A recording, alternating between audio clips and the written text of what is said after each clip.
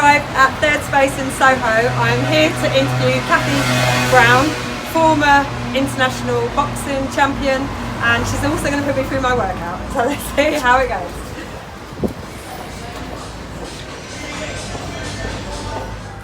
Hi, I'm Cathy Brown.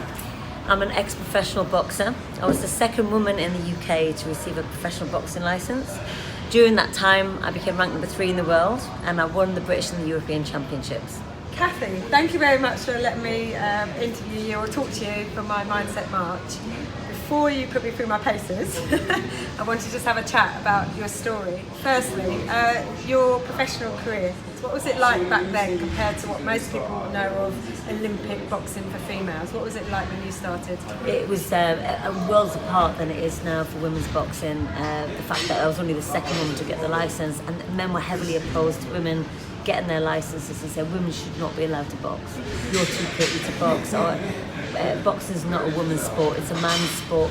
You know what, the walls I would hit, like getting into gyms, getting on shows, it was a real big battle back in, it was 1998. I spent most of my life quite angry, hence why I got into boxing. And actually I started to learn with boxing, with the calmness I'd learned from boxing, is actually a negotiation, and to be able to speak to these promoters, etc., about letting me on their shows, and I'll sell enough tickets to get on your show, pay for all my opponents to come over from Europe because there's no one in the UK for me to fight, get them over, pay for them, and put some money in your pocket. And it was like, yeah, deal, brilliant. Getting into people's gyms, I would spar guys. Look, go on, I'll give you £50 just to hit me properly, just to spar with me properly. Because otherwise I'm not learning, you're just like messing about with me, you're not really letting me come into your gym and use it properly. So I would pay sort of excessive amounts just to be able to go and use people's gyms. So I take it there wasn't that many female boxers back then, was there, that you knew of? That could actually, so that's why you went with guys, is that right? So there was only one other woman who was Jane Couch before me. There was no real other women in the UK. So now and again I'd have to travel around to other gyms in Europe and get sparring with girls, or I would be going around gyms in London, normally on my own because my trainer was a bit too busy with the guys, and fighting with different champions and different gyms, like male champions.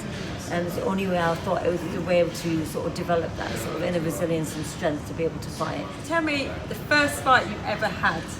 Where was it? What was it like? What happened? Can you remember anything about the first time you actually were in the ring, proper fight? Here we go. So I think my first ever fight was actually kickboxing, and it was. I remember I turned up. It was this like really dodgy show. It was like full of cigar smoke, and they put me in this ring with this woman, and I came out and I fought like an absolute maniac. The skill set was terrible, the technique was terrible, I was blown out my bum, it was so bad. I'd love to find that on video just to compare how I progressed through the years of becoming more skillful. And I think when I first had my first fight, it was I was unable to deal with the emotions that the fighting brought, or all my emotions from my childhood, from things that happened, came out on this poor woman's face, unfortunately. So well, we're definitely going to get to that. I think it's a big part of your story. You're British and European champion. What was that like, those moments when you kind of knew that you were actually good, and you know that moment where you're the winner? How does that make you feel? As you know, when you've been battling for so long, and you've been hitting walls and walls and walls, and you've had some losses, and you've got to pick yourself back up and start again, and then pick yourself back up and start again and again. When you get this win, it's I don't know, it's unexplainable how you feel. It's just euphoric.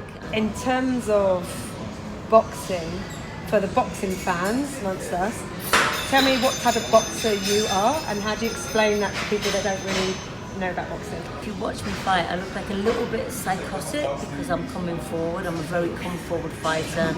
I'm very skillful. Because most of the girls I was fighting were taller than me, I had to kind of really stand my ground, lower my gravity, bend my knees, and just really work my way in and come forward fighter. Orthodox or unorthodox? So you've got two stances if you're left-handed or you're right-handed. Orthodox is right-handed people, and southpaw is the other. So I'm an orthodox fighter, so left leg forward, So how did you get into boxing in the first place? What made you choose boxing? Not just because it's a woman or sport.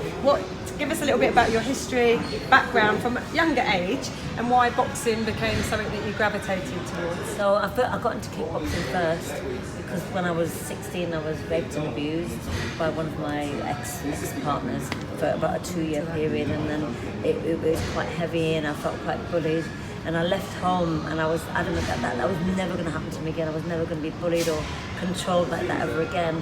So I got into kickboxing not just so I could fight that person, but I had to find a way of finding the inner resilience and the inner confidence that I never had as a child, because it was such an abusive relationship. They put down your confidence and your self-esteem so much and make you feel like it's all your fault. With kickboxing and boxing, what they do is they help you develop that inner strength and that inner resilience. And not that you can go around and knock people out, but it gives you that sense of being, that sense of self-worth and that esteem that I never had. It helped me build that up. And that's why I got so addicted to it in a nice and a balanced way, because it gave me so much more to become a stronger person. Yeah, that's a massive admission to make, genuinely. Do you feel comfortable being able to say it? Do you think that it will help people by you being open? Do you think it's part of your story so you shouldn't keep it in? It's why you are who you are today? I went for years not talking about it because I was embarrassed and I didn't want to bring any shame onto, because I was adopted, so I didn't want to bring any shame onto my family in case they gave me up again like my biological mother had. So I kind of suffered in silence for so many years, and then I started to realise that actually suppression is so toxic that I needed to start talking about it to make it real, to become like, this happened to me. And actually now the more you talk about it, the more it becomes reality, the more you become accepting, the more it becomes less an emotional thing.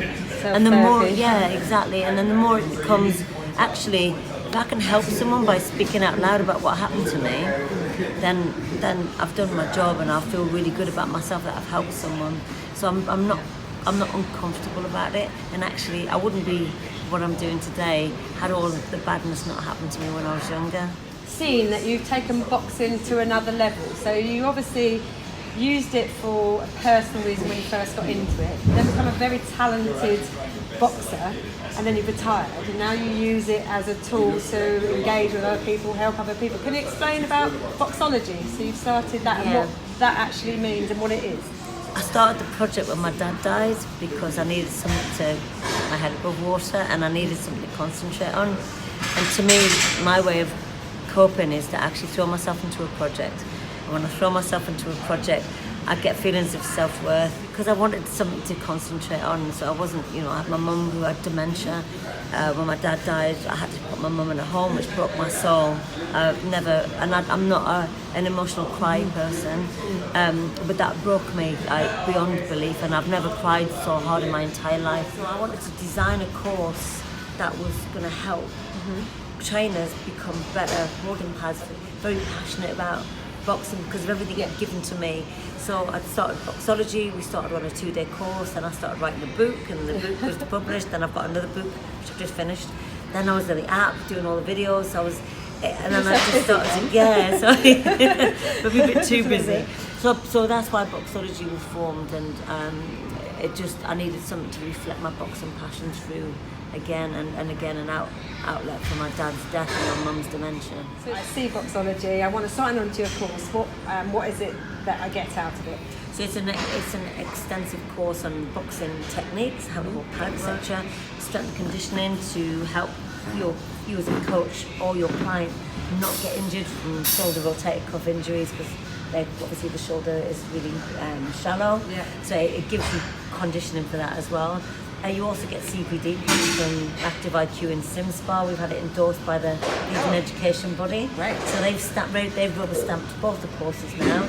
So when you do that, you get CPD points for professional mechanism, and then you get like a book, and you've got 120 technical videos on each course that do everything, and it's filmed everything we've done on the course. You mentioned that you've also done CBT, so cognitive behavioural therapy. Did you do that as a course? Did you have that personally for yourself and then taken on? Where was that coming from? So when I retired from boxing, I was very heartbroken and I hit massive depression because everything I'd relied on for so many years for strength had just been taken away from me. So my whole world came kind of crashing down around me, and I was like, I don't know what to do. I hated boxing. I couldn't even go to any boxing shows anymore, especially for females fighting. I hated her.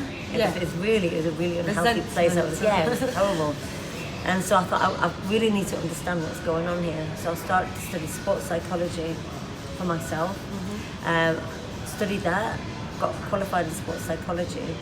But then I realised it kind of left you high and dry with any tools to use with clients. So that's when I studied cognitive behavioural therapy. I did a lot of research on the best form of hands-on therapy to give to an individual. And I chose cognitive behavioural therapy because you don't become so reliant on the therapist. The therapist gives you the tools to go away and be self-sufficient. Finally, no less, you've been through so much in your life. I mean, honestly, like really have. Because there's a lot of women that I know follow this and follow women. I hope you don't mind me asking, but on a personal level, I know we spoke about it before, you weren't able to have children, you kind of had a lot of miscarriages and that. Do you mind kind of sharing that with people that are hopefully going to watch this? Sure. With Mother's Day just passed, it also made it quite difficult. And in fact, I'm adopted as well, so I've never really had any blood family. We had 10 failed IVFs. We went through quite a long process, reducing my immune system. I was on cancer medications. We went down the route of doing donor eggs because my eggs weren't good enough, and I just couldn't get pregnant. And as a female and a married female, you feel that I let my husband down because I wasn't able to have children, and everyone around you seems to be having kids and they're successful. You know, they get married and then they get pregnant straight away. And I know there's women out there who are struggling. But again, I speak out about it because I didn't have anyone help me. I didn't have any counselling or anything like that. I was just going on the internet and trying to search for different people who've been through certain things and what should I feel like. And even now, and I mean, the last one we did was 2 years ago. And I'm still now struggling to go, how am I supposed to feel? Am I supposed to be all right with this?